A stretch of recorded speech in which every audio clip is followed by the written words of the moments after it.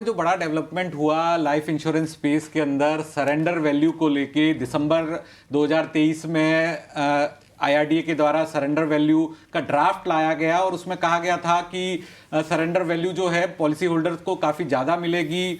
उसके बाद ड्राफ्ट में सुझाव मांगे गए थे, लेकिन 23 मार्च को जो फाइनल नियम आए उसमें ज़्यादा बदलाव नहीं हुआ। और एक चीज़ देखी गई कि अगर आप शुरुआत में सरेंडर करते हैं तो आपको ज़्यादा वैल्यू नहीं मिलेगी और आखिर तक करते हैं तो ज़्यादा वैल्यू मिलेगी। तो नीलेश साठे सर, आप इसे कैसे देखते हैं? ये जो पूरी प्रक्रिया रही, चर्चा में इसलिए रही क्योंकि ड्राफ्ट में ज़्यादा पैसे मिलने वाले थे। अगर 1 लाख रुपए सालाना की पॉलिसी है और चौथे साल में कोई सरेंडर करता है तो ड्राफ्ट के मुताबिक जो आया था पहले उसमें 2.5 लाख रुपए तक मिलने वाले थे और अब जो नए नियम आए उसमें करीब 1.5-1.25 लाख रुपए तक मिलेंगे। तो आप इसको कैसे देखते हैं? सरेंडर वैल्यू में पॉलिसी होल्डर्स को नुकसान हुआ, इंश्योरेंस कंपनियों को फायदा हुआ, या फिर किसी को नुकसान किसी को फायदा नहीं हुआ? पहली बात तो यह है कि जब कोई बीमा लेता है ना, तो वो लंबे समय के लिए लेता है। 15 साल, 20 साल, 25 साल। तब ये कोई सोचता नहीं है कि मेरा टारगेट है कि मैं 3 साल बाद सरेंडर कर दूं, क्योंकि बीमा लेने का उद्देश्य जो है वो सरेंडर करना है ही नहीं। बीमा लेने का उद्देश्य जो है वो लॉन्ग टर्म के लिए मेरी सेविंग्स बढ़े या लॉन्ग टर्म के लिए मेरा इंश्योरेंस कवर रहे, ये उद्देश्य है। सरेंडर का उद्देश्य ही नहीं है। अब अगर आप कहोगे कि भाई वो सरेंडर करना चाहता है, तो ये जब उसने लॉन्ग टर्म का कॉन्ट्रैक्ट साइन किया है, insurance is a contract. If आपने अगर 20 साल तक ये मुझे एश्योर किया है कि मैं हर साल 5-5 लाख रुपए दूंगा हर साल के, और 3 साल बाद कहते हो कि नहीं सॉरी, अब मुझे नहीं देना है, मुझे निकलना है। अब कोई भी जब कॉन्ट्रैक्ट करेगा और उसका ब्रेक करेगा तो उसको पेनल्टी तो लगनी है। अब कितनी लगनी चाहिए, कम लगनी चाहिए, ज्यादा लगनी, ये बात डिबेट की हो सकती है, मगर पेनल्टी तो लगेगी ही। तीसरी बात यह है कि जब कोई सरेंडर करता है तो जो सरेंडर नहीं करता उसके पैसे से जो सरेंडर कर रहा है उसको पैसे देने पड़ेंगे। तो जो रेगुलरली प्रीमियम भरने वाला है 20 साल तक, उसको नुकसान होगा। तो क्या ये सही है? जो कॉन्ट्रैक्ट से बाहर निकल रहा है उसको ज्यादा पैसे दे, किसके जेब से? जो ऑनेस्टली कॉन्ट्रैक्ट फुलफिल करते हुए 20 साल तक पैसे भर रहा है। क्या ये बात सही है?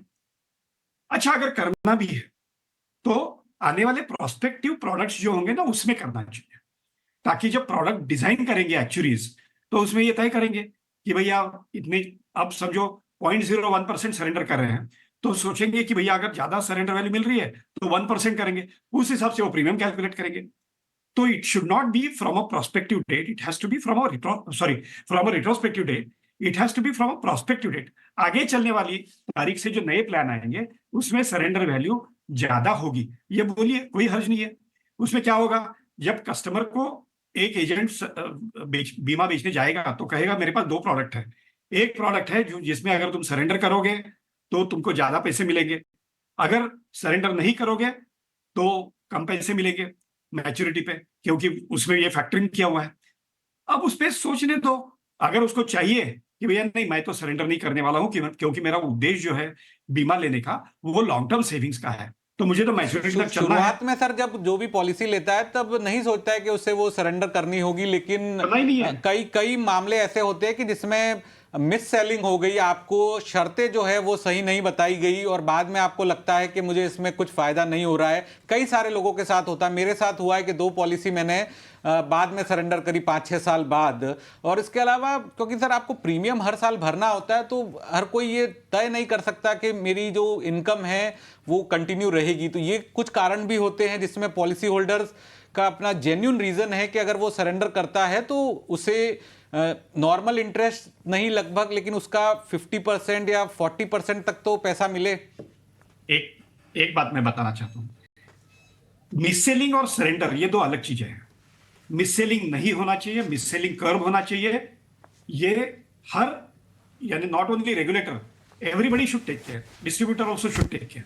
और इसलिए अब आईआरडीए ने नए जो प्रावधान लाए हैं उसमें इन्फ्लेटेड अगर कोई रिटर्न प्रोजेक्ट करेगा तो उस पर काफी सख्त कार्रवाई होगी, ये बताया है। तो मिससेलिंग इज अ डिफरेंट इश्यू। अच्छा, अगर मिससेलिंग होता है तो मुझे आप बताइए ऐसा कौन सा फाइनेंशियल प्रोडक्ट है जो आप प्रोडक्ट की पॉलिसी मिलने के बाद 15 दिन में वापस कर सकते हो, जो कि अब आईआरडीए ने 30 दिन तक बढ़ाया है कि भाई आपको पॉलिसी मिलने के बाद आप उसके प्रावधान देखिए। अगर समझो आपको लगा कि आपको मिससेलिंग किया गया है तो आप पॉलिसी वापस कीजिए, 30 दिन के अंदर आपको सारे के सारे पैसे वापस मिलेंगे। और क्या चाहिए? मिससेलिंग तो कर्व होनी ही चाहिए, और ये जो 30 दिन का बढ़ाया है वो भी बहुत अच्छा है, मगर मिससेलिंग का सरेंडर के साथ आप मत जुड़ाइए। बात ऐसी है कि जो इन्वेस्टर है, जो बीमा धारक है, उसने भी थोड़ा सीरियसली देखना चाहिए बीमे की तरफ। कई बार हमारा ये एक्सपीरियंस है कि भैया जब मुझे फ्रिज लेना है तो मैं 10 दुकान ढूंढूंगा, मैं कंपेयर करूंगा, मुझे कौन सा फ्रिज चाहिए, बड़ा चाहिए, छोटा चाहिए, कौन सी कीमत का चाहिए, ये सब देखूंगा। मगर जब बीमे की बात आती है तो एजेंट को कहता है यार मुझे टाइम नहीं है, कहाँ साइन करना है बताओ। ये नहीं होना चाहिए। क्या ये हमारी गलती नहीं है? आप कह रहे हो कि आपकी भी पॉलिसी आपने 5 साल बाद सरेंडर की। मुझे नहीं मालूम कि आपने किस बेसिस पे वो ली थी या आपको कैसे बताई गई थी, मगर ये आपका फर्ज नहीं था क्या कि पॉलिसी आने के बाद एक 10-15 दिन में आप कम से कम ये देखें कि भाई जिस कारण से मैंने वो पॉलिसी ली थी वो सही वही मुझे पॉलिसी आई है क्या? क्या मुझे एजेंट ने बताया था कि ये सिंगल प्रीमियम की पॉलिसी है, और जब पॉलिसी आई है तो मुझे ये पता चला कि एनुअल पॉलिसी भरना है मुझे प्रीमियम। अगर ऐसा पता चलता है आपको तो आप पॉलिसी वापस कर दीजिए। आपने जितना पैसा भरा है वो पूरा के पूरा वापस मिलेगा। आप मुझे बताइए कौन सा फाइनेंशियल प्रोडक्ट है, जैसे आपने समझो म्यूचुअल फंड में पैसा भरा, दूसरे दिन भी अगर आपको पता चला कि मुझे मिड कैप में नहीं, मुझे स्मॉल कैप में लगाना था, मगर आई मुझे पॉलिसी, मुझे इन्वेस्टमेंट जो आई वो मिड कैप की आई, क्या आपको कोई बेनिफिट मिलता है? नहीं मिलता। अगर एनएवी कम आई है उस दिन तो कम पैसे मिलेंगे, और एग्जिट लोड तो होता ही है। तो भाई insurance is a push product, insurance is a different product to understand, difficult product to understand, और इसीलिए रेगुलेटर ने आपको 15 दिन की पहले और अब 30 दिन की सहूलत दी है कि भाई आप देखो आने के बाद। मगर आप अगर कहोगे कि नहीं मुझे देखना ही नहीं है, मेरे पास टाइम ही नहीं है, तो फिर 2-4 साल बाद रोने में क्या मतलब है बताइए मुझे। तो मैं यही कह रहा हूं कि बीमा लेना जो है ना आपको, वो सोच समझ के आंखें खुली रख के लेना है, जल्दबाजी मत लीजिए। एक सादा टीवी लेना है तो आप जल्दबाजी में नहीं लेते हो। तो ये जो 20 साल का लंबा कॉन्ट्रैक्ट है, क्या वो बिना पूछे बिना समझे आपने करना चाहिए? मुझे लगता है नहीं करना चाहिए। और ये भी एक इंश्योरेंस अवेयरनेस बढ़ाने की इसकी भी जरूरत है। बिल्कुल, नीलेश जी ने बहुत सही पॉइंट ये रखा है कि आप जब इंश्योरेंस लें तो उसकी पड़ताल कर लें। कई बार क्या होता है कि आप आपकी अवेयरनेस अपनी पूरी नहीं है, आपने बीमा ले लिया, उसके बाद आपको लग रहा है कि नहीं मिस सेलिंग हुई है। मिस सेलिंग तो होती है जब गलत तरीके से गलत प्रोमिसेस करके आपको पॉलिसी बेची जाए। अगर आपने खुद स्टडी नहीं की है फिर वो मिस सेलिंग नहीं है, इसलिए आपके पास वो समय भी होता है।